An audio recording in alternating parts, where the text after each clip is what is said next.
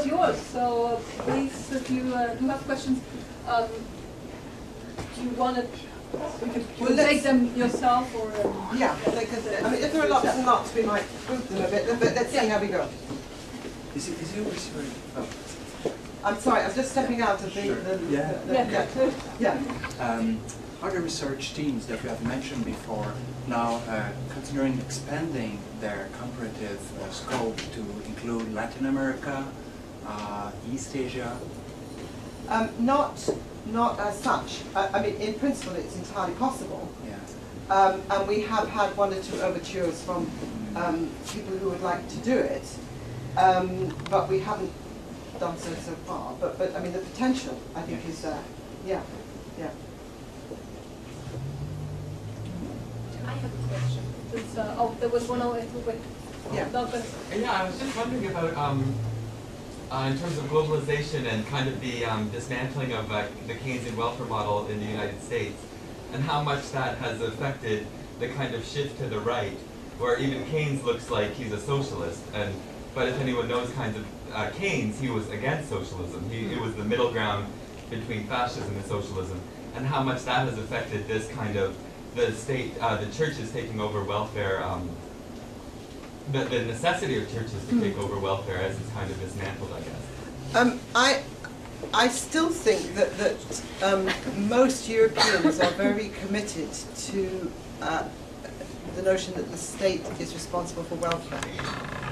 I guess when I really understood how different American was when I read an article. I probably read it 8 or 10 years ago now, and it was written by the ex-president of Johns Hopkins University, who must be an establishment figure. I mean, you're not, if you're a president of Johns Hopkins University, you're not on the edge, as it were. And he argued in this article, which was published in, I think, in one of the mainline policy journals, well, kind of American journals, not social policy, but about America. And he said two things. He said the problem with Europe is the welfare state. And the second problem with Europe is that it doesn't have a new Christian right to challenge big government. Now, no European thinks like that. You know, this was not a fringe guy. This was, a president of a major institution. No European thinks that the welfare state is a problem. They're mostly profoundly grateful for it. And nobody in Europe thinks that we lack a new Christian right. We tend to be rather grateful that we don't have one, or not one that is what we consider destructive in politics. And then I really began not only to see how different the US was from Europe, but how the mindset was different, how the self-understanding is different. I think the thing that perplexes Europeans most is the feeling that welfare delivered by other than the state, by churches, is in some way conditional. Now, there's interesting research on this saying otherwise, but in the mindset it's still there. Whereas I think, well, Americans vary, because some of them are very concerned and very ferocious about the separation of church and state, and therefore don't like the White House endorsement of faith-based organizations. But many Americans simply think this is how welfare should be done. So I think there's two things. One is organizational, but the other one is the mindset. And yes, it has colored debate. It has. Europeans are not particularly anxious to go down that road. But it seems like they're being kind of, just as a follow-up question, it seems like they're kind of being forced down that road. Like Papandreou calls for a reform on austerity, or a reformation on austerity, then he's replaced the next day with a technocrat. Yeah. And even in France, I think this week you had some kind of, the unions and the private sector had to get together, and then they agreed to a kind of make it easier to fire and hire people. Yeah. So yeah. They're kind of being forced, I guess, in that. Well, the market is inexorable in certain ways. But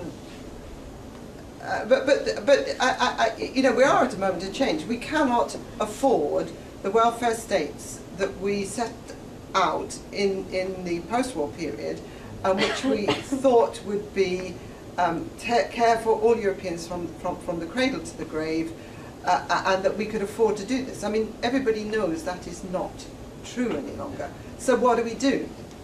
And the attitude that comes out so clearly in REP and WAVE is, well, okay, the churches can help. That's good.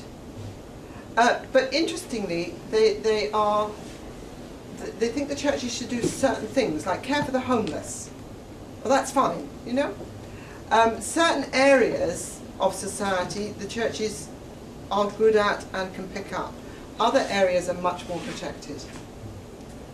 Yeah. I'm interested in why the Netherlands is not represented in those studies. Did they not contribute research, or what happened there? What happened? It's a story I regret, but it's the logic of research.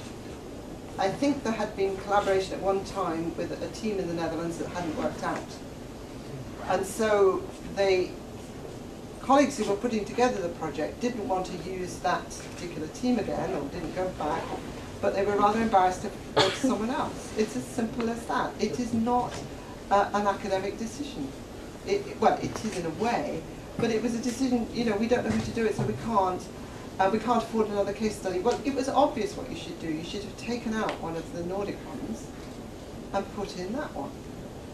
That was the obvious thing to do, but somehow the relationship thing meant you couldn't do it. Okay, now that's reflective of your earlier comment. Depends on who you know, and trust your research. Yeah. And when you extended it, we were when we went to the European Union.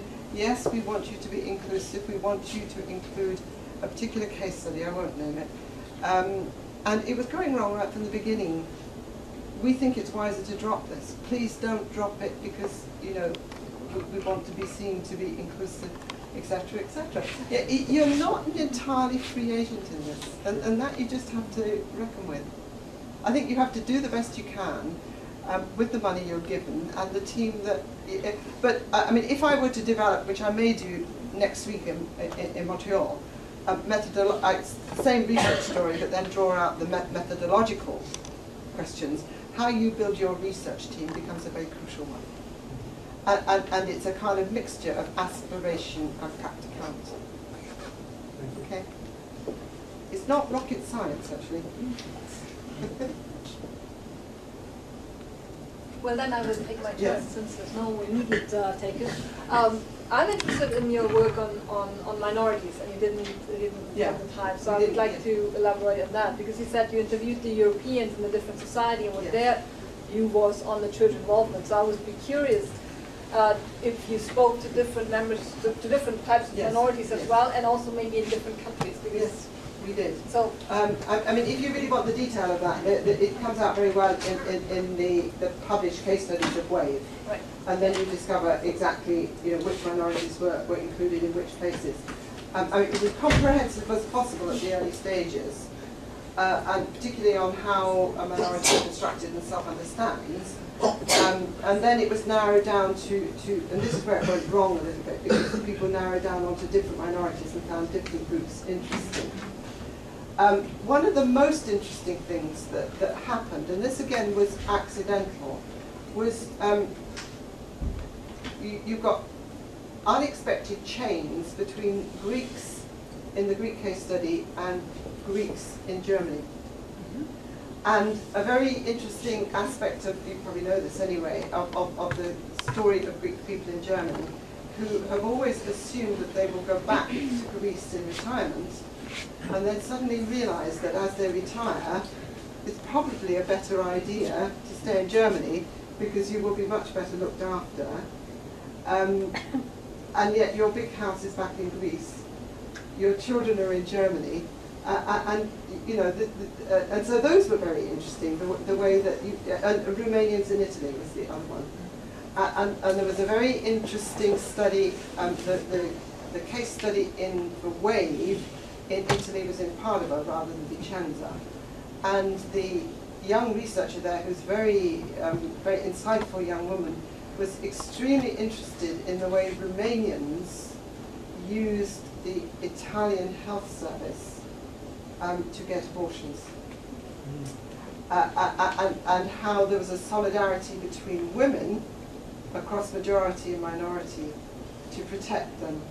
And she, in fact, was able to get into certain facilities where this was happening and to observe the interactions, which to me was one of the most fascinating parts of her work, but it didn't compare with anything else. Yeah. Now, was she right or wrong to do it? This kind of thing happened. Obviously, there was quite a lot of emphasis on Islam.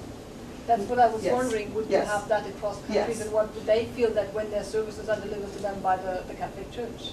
Well, you get all sorts of, I mean, for example, in Sweden, you get very offended Swedes because Muslims don't want Swedish welfare. They say we'd rather do it ourselves. We want to look after ourselves. And Swedish people, well, don't you like it the way we do it, you know? And sort of unexpected things happen. Muslims in France, of course, the study is in Evreux, and there's lots of very interesting stuff about the community, which is the Muslim community in Evreux.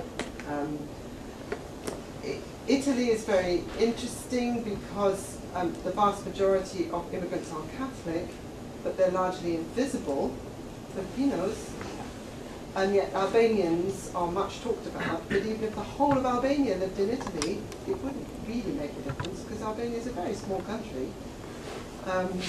And so you get all kinds of layers but again, the richness was showing of the diversity of different minorities, whether they should be structured through religion, through ethnicity, from nationality, linguistically, and this kind of thing.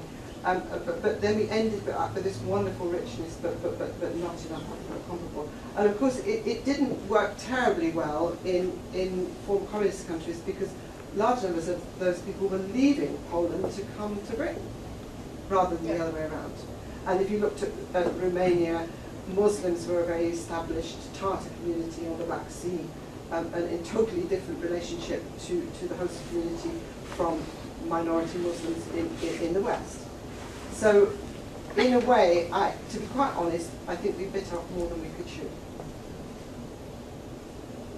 But what I think is going to happen with WAVE is you're not going to be able to get comparative work that covers all 12 cases, but you are going to be able to get subgroups where you can do nice comparisons within 4 or 5 cases, and then you can make sense of it a bit better. And there's always the possibility to have another project. It's more difficult to. I think this is regrettable, but it's often more difficult to get money to do secondary analysis than it is to get the primary data. Yeah. If the state is running into financial difficulty and downloading welfare to the churches, and the churches are shrinking in their volunteer abilities to deliver those, at what point does the system break down? Good question. The clearest example of this is the German case. I don't know how much you know about the German case, but post-war in Germany, the largest, welfare was largely devolved to the 2 major churches. Paid for by the state, but delivered by the Catholic Church or the Lutheran Church. And the churches are very proud of this. It's a success story. But the organisational side it rests with the church quite a bit, that they are very loath to not take on challenges that they have skills in these areas, but it's getting harder and harder to do it as the financial base erodes, as people leave, particularly the Protestant church. The financial base is shrinking. And if you read the German case study in the REP book, it's extremely clear that this is just a paradox and a dilemma of is there going to be a viable future? It's not clear. It really is not clear. And then there's the question of contracting, that if you take money from the state to deliver welfare, are you compromising your ideals? if you bid, and a lot of welfare is done through bidding now,